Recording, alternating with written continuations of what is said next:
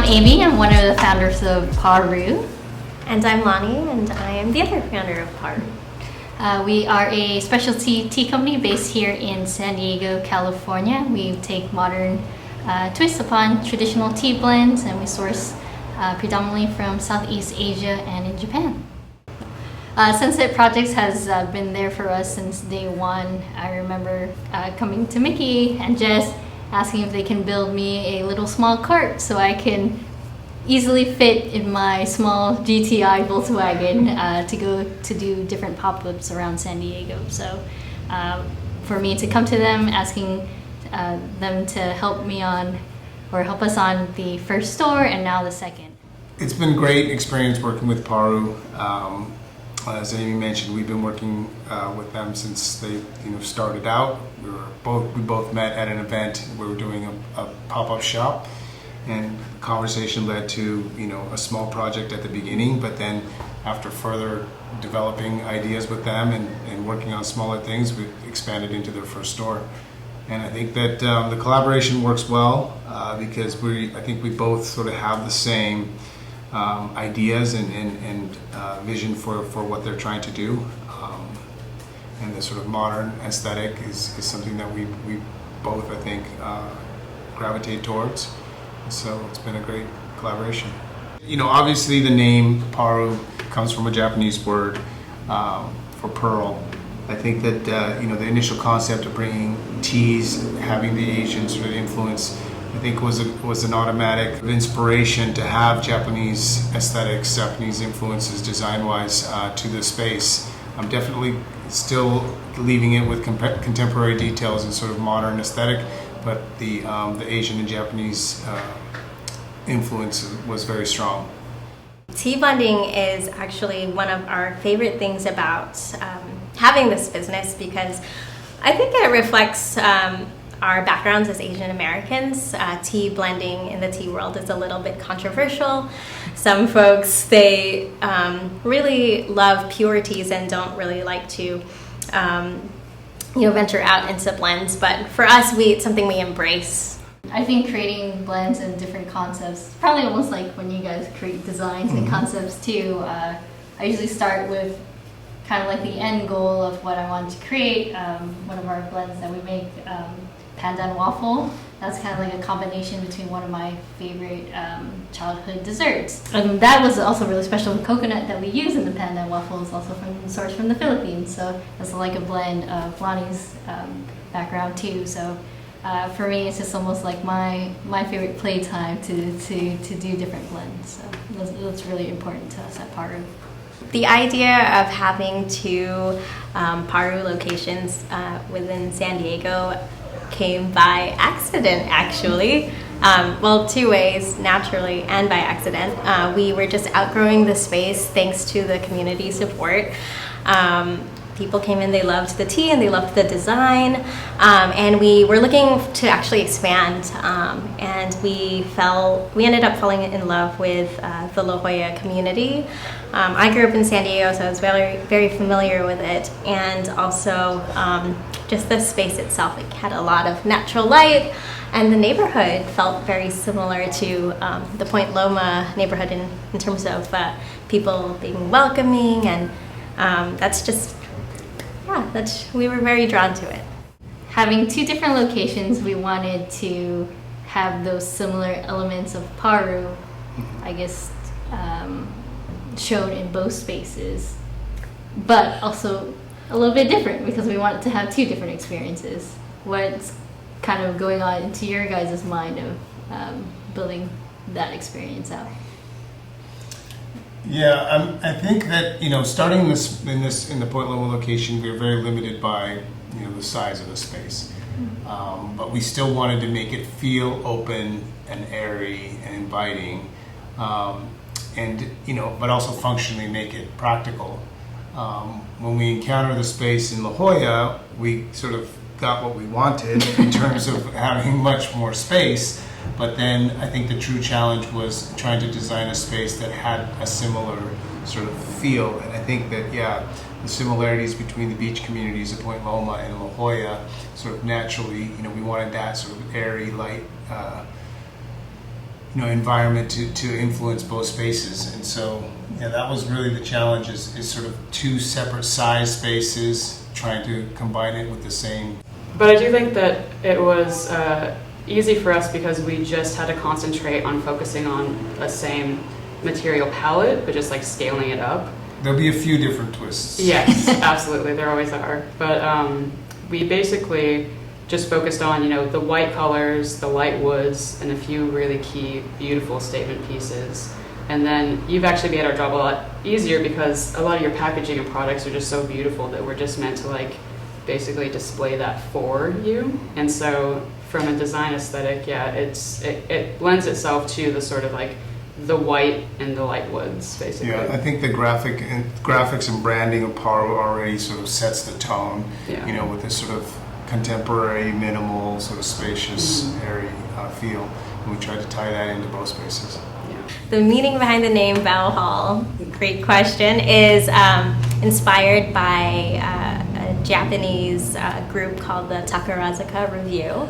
It's an all-female review. They sing and dance in a city called Takarazuka. So Bao Hall will showcase a private tea tasting area. We'll do special events and also showcase like different artists' exhibitions and galleries throughout the season. So we're really excited to incorporate that. And I think as Sunset Projects are artists themselves, it was kind of just like a beautiful fit of how we just told them a few words about it and they got it right away. So. Yeah, I think the design of the space sort of lends itself to that, with a sort of minimal palette and a lot of white walls and sort of natural floor to begin with.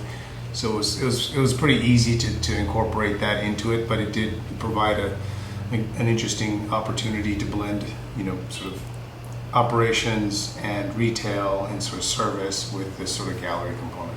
Actually, funny fact, Miki and I are from the same hometown in Torrance, right? Yeah. We didn't find out until after, but I guess there was a familiarity. Yeah, we down the beach in Torrance. Yeah, Torrance. I think what drew us again together was just the aspect of being able to combine concepts and different like views of art together. We're doing something totally different, but is it really different? Is like very similar in the views. I think so. I think the concepts, again, sort of with this whole branding and graphics of PARU and just sort of the concept of the company, it was really easy for us to sort of come in and help out. And I think having similar backgrounds and having the sort of mutual understanding from the beginning made it really, really easy to work together. And the relationship has been a few years now, and so I think that also helped us nurture our understanding of what each other's sort of expectations were and our needs, and so what we can and how we can help. Just one thing I wanted to say about what just continues to draw the two of us to Sunset Projects, to Miki and Jess, is they are amazing listeners. We tend to ramble a lot without.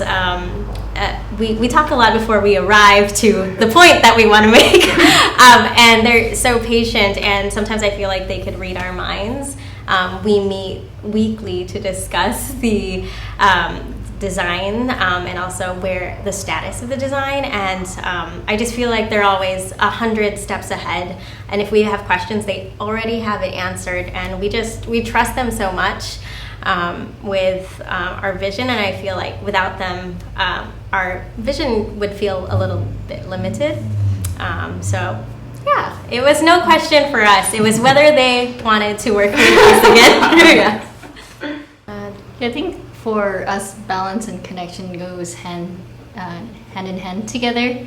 Balance in design, there can't be too much of something. I think with tea, it's almost like a balance with blending teas too. There has to be a balance of flavors, balance of visuals, and I think for us to connect with customers in that way, I think everyone kind of sees that as like a 360 experience coming into PARU.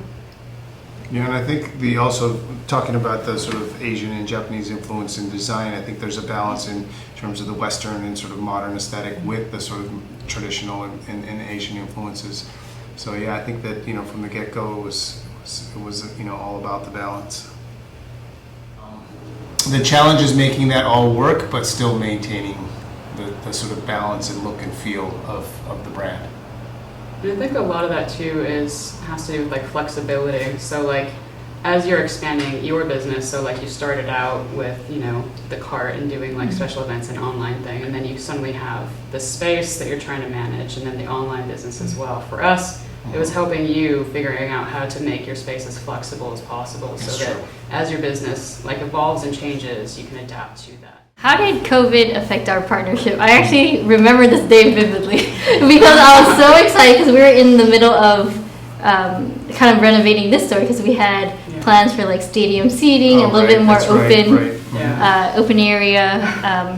And then I think you guys also just delivered this beautiful table for a ceremonial matcha like experience.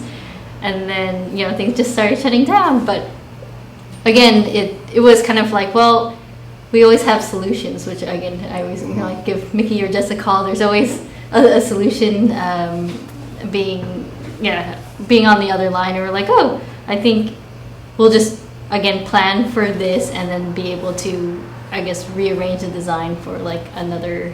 Right. Yeah, I mean, it did give us a little bit of time too, as the sort of, you know, retail shut down. It gave us a time to sort of, you know, think about what is that next move going to be, and whether it's going to be, you know, another location or sort of more focusing on this location. But yeah, I think that it gave us a little bit more sort of, it made us zoom out a little bit, I think, you know, and look at things big picture.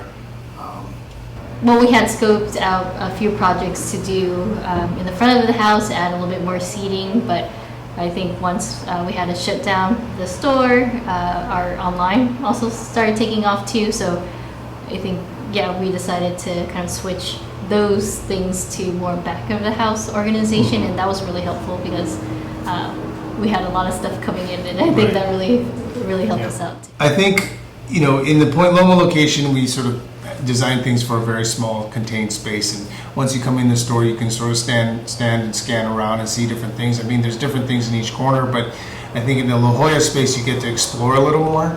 And so I think, you know, what we would like sort of guests to experience is that, you know, they can come back and study things more deeply and experience things more deeply, or find out a little bit more information, or, you know, with the rotating exhibitions in Bell Hall, they can have new experiences each time they come. We want people to experience omotenashi, right? Yeah, which is in Japan, it's the hospitality where you're just prepared for anyone who walks in, and there's a shared connection between the host and the guest. And so adding on to that, I think for us it was really important during the design process. We had this mantra of just, we're creating an atmosphere for these experiences for the people who come into PARU, basically to just experience the space and experience the tea. So I think that was really important for us. It's just like creating that atmosphere with you guys.